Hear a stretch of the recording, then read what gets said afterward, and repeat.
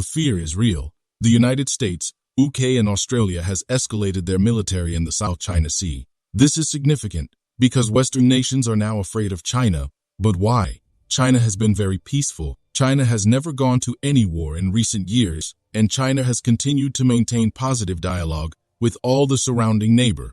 But seeing that China has grown economically and strategically with the Belt and Road Initiative and growing military powers in the South China Sea, the West is now afraid of China. For context, I will explain the real reason the West is really afraid of China in this video. Stay with us to the end to see the new weapon built by the West to counter China. But will they succeed?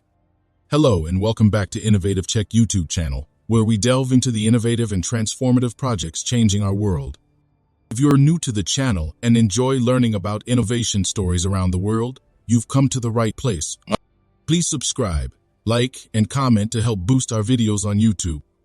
Do you know that China's military is growing every year? And with each year, China adds a new military the size of Britain, that is Royal Navy every year. Just imagine how huge that kind of achievement will sound on the ears of the West that always want to rule every region. Again, the economic might of China is so big that in few years, they will be number one, and the yuan is now the second most valuable currency used around the world, not euros. This is something people don't know. Russia is now effectively using the yuan for most transactions, including with the West. This is part of the reason the West is afraid of China.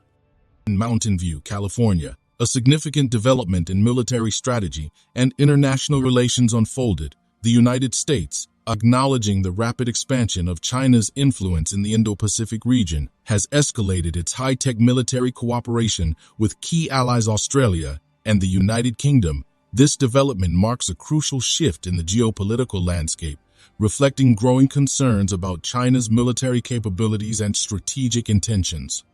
Just a quick reminder to hit the like button below. YouTube has been restricting my videos a lot recently because of bots, so your like does help out this video massively in terms of the algorithm in YouTube. At the heart of this cooperation is a focus on advanced technologies such as underwater drones and electronic warfare, areas where the US, UK, and Australia see significant potential to maintain a competitive. Defense Secretary Lloyd Austin's meeting with his counterparts from Australia and the United Kingdom at the Defense Innovation Unit UNIDA in Silicon Valley was not just a routine engagement, it was a deliberate statement of intent and a clear message to the international community about the direction of U.S. defense policy in the region. Why is this relevant? They are doing this to stop China's ability to lead in the South China Sea, which is impossible. China is also releasing more capable drones in South China Sea that can potentially stop the drones from the AUKUS and its allies.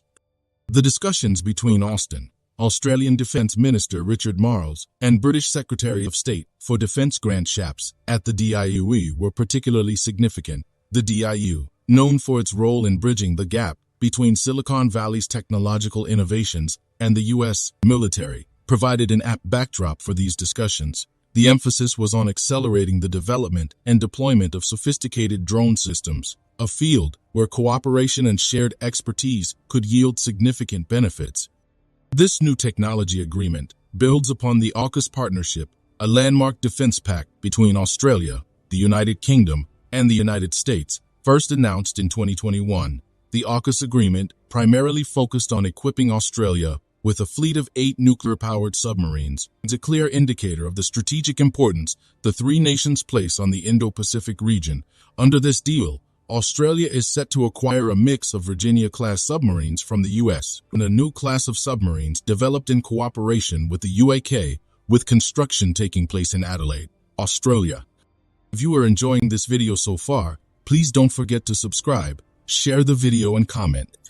These submarines, while powered by USA nuclear technology, will notably not be armed with nuclear weapons, aligning with Australia's long-standing nuclear policy. The first of these submarines is expected to be operational around 2040, marking a significant enhancement of Australia's maritime capabilities to counter China.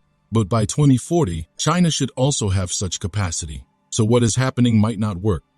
Marles's emphasis on Australia's need for improved maritime drones and precision strike capabilities, and Shapps' concern over China's actions in the Indo-Pacific, particularly in undermining freedom of navigation, highlight the strategic motivations behind this tri-nation cooperation. The focus on open navigation, especially in contested areas like the South China Sea, is of paramount importance to these nations.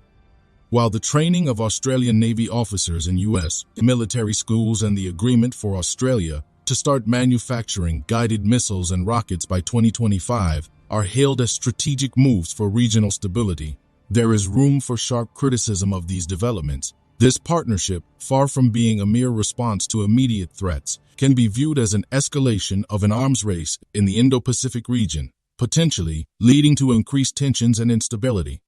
Firstly, the decision to train Australian Navy officers in U.S. military schools for nuclear power operations, and the plan for Australia to produce guided missiles and rockets, can be seen as provocative steps that contribute to a growing militarization of the Indo-Pacific. This move arguably does more to stoke tensions than to quell them. By focusing on military buildup and advanced weaponry, the U.S. and Australia seem to be prioritizing a show of strength over diplomatic engagement, which could be more effective in ensuring long-term regional stability. Moreover, these actions could be perceived as an aggressive stance towards China, potentially leading to an arms race, as China continues to increase its defense spending and expand its military presence. The U.S. and Australia's decision to ramp up their military capabilities in response does not necessarily lead to greater security. Instead, it could lead to a tit-for-tat escalation, with each side continuously expanding their military capabilities to outdo the other, thereby increasing the risk of miscalculation and conflict. The establishment of a Chinese naval base in the Solomon Islands, while certainly a development that alters the regional strategic landscape, may be used as a pretext by the U.S., Australia, and other allies to justify their own military expansions in the region. This perspective suggests a cycle of action and reaction, where each move by one side is countered by an increasingly aggressive posture by the other, thereby perpetuating tension and distrust. Furthermore, the increased U.S. troop presence and military activities in the Indo-Pacific, along with strained relations with China over various issues, are indicative of a confrontational approach that neglects the avenues for diplomatic and economic engagement. This approach could potentially alienate other countries in the region, who may view the U.S. and Australia's actions as contributing to regional instability rather than as measures for peace and security. In addition, this strategy risks turning the Indo-Pacific into a flashpoint for great power competition, with smaller nations caught in the crossfire. The focus on military preparedness and hardware overshadows the need for building cooperative relationships and fostering mutual understanding in the region. This can lead to a security dilemma, where increased military capabilities by one country lead to heightened insecurity in others, prompting them to also increase their military capabilities in response. The new agreement between the U.S., UK, and Australia extends beyond traditional military cooperation. It involves the use of undersea and surface maritime drones, enhanced intelligence sharing, and the development of new technologies like artificial intelligence for use in PAT surveillance aircraft. This focus on AI and other advanced technologies is crucial for improving anti-submarine warfare capabilities and tracking objects in deep sea. The demonstrations witnessed by Defense Secretary Lloyd Austin at the Defense Innovation Unit, IU, including the Skydio X-2D drones and virtual training modules for Ukrainian pilots, though lauded as examples of technological advance, also provide grounds for sharp criticism of the defense strategies of the U.S. and Australia. The focus on developing and showcasing such advanced military technologies reflects a troubling escalation in the arms race, particularly in the context of the US-UK and Australia's strategic competition with China. This relentless pursuit of technological superiority, while framed as a necessity for maintaining balance in the Indo-Pacific, arguably contributes to a climate of heightened tension and militarization in the region. The demonstration of capabilities like swarming drones, which can be controlled by a single device, and the use of virtual reality for remote military training, points to a worrying trend where the emphasis is on aggressive, offensive capabilities rather than on defense and stability. Moreover, these developments can be seen as exacerbating the security dilemma in the Indo-Pacific. As the US, UK, and Australia advance their military technology, China may perceive these actions as a direct threat, prompting further escalation of its own military capabilities. This dynamic can create a vicious cycle of mutual suspicion and arms buildup, undermining efforts for diplomatic conflict resolution and increasing the risk of accidental or intentional military confrontations. If you are enjoying this video so far, please don't forget to subscribe, share the video, and comment. Additionally, the heavy investment in military technology and the emphasis on high-tech warfare raise questions about the prioritization of defense spending over other critical areas such as healthcare, education, and climate change mitigation.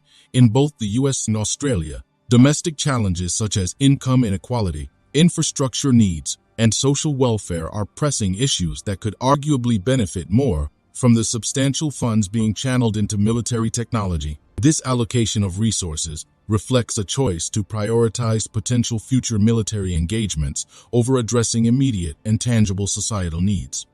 Furthermore, the showcasing of these technologies at the DIU and the emphasis on AI drone technology and advanced surveillance systems in military strategy could contribute to an arms race not just in traditional military hardware, but in the realm of cyber warfare and surveillance. This can lead to a global escalation of cyber capabilities with implications for privacy, security, and international law. The potential for these technologies to be used for domestic surveillance and suppression of dissent is also a concern, particularly given the lack of robust international norms and regulations governing their use. The approach of the US, UK, and Australia, which heavily focuses on maintaining a military edge and shaping the future of warfare, also indicates a somewhat narrow view of security.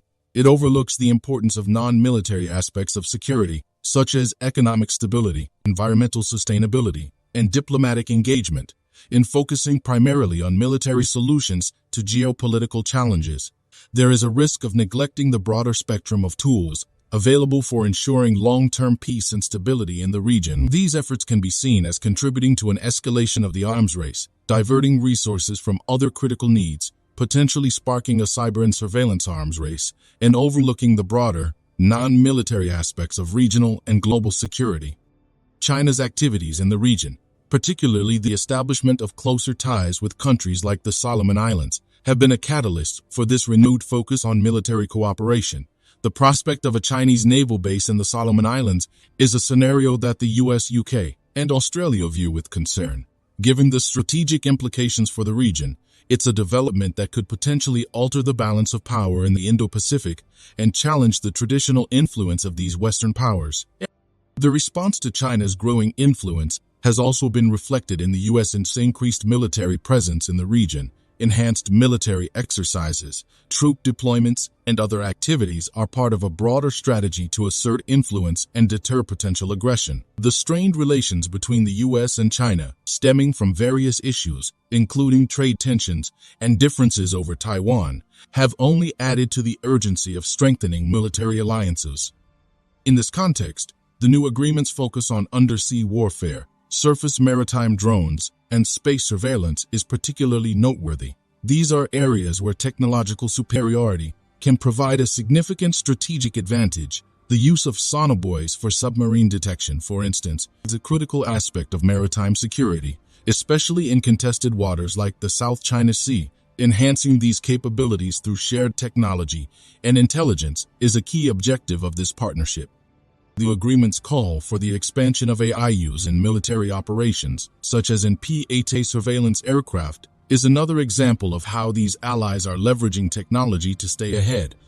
His ability to rapidly process vast amounts of data can significantly enhance situational awareness and decision-making in complex military operations.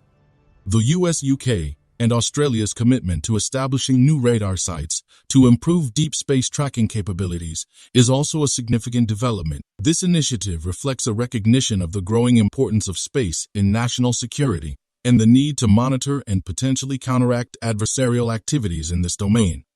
The demonstration of advanced technologies, like the Skydio X-20 drones and the virtual training device for Ukrainian pilots at the DIU, is a testament to the cutting-edge research and development being undertaken. These technologies, though not directly linked to the Australian agreement, showcase the potential applications of such innovations in various military contexts. The ability to control a swarm of drones from a single device, for example, opens up new tactical possibilities for reconnaissance and combat operations. while the military cooperation between the US and Australia, as part of a broader strategy to counterbalance China's military advancements, is presented as a move towards securing long-term regional stability. It can be critically viewed as a step that exacerbates tensions, encourages an arms race, and potentially undermines the prospects for peaceful diplomatic solutions in the Indo-Pacific region.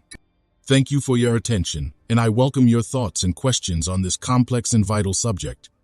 Do you want to watch more videos like this one? If yes, please like and share the video and subscribe to get exclusive videos about how phenomenally China is developing and growing its influence. Your subscriptions and likes motivate us to generate more content, so please keep supporting us. Check out this video showing on your screen right now, and I will see you on the other side.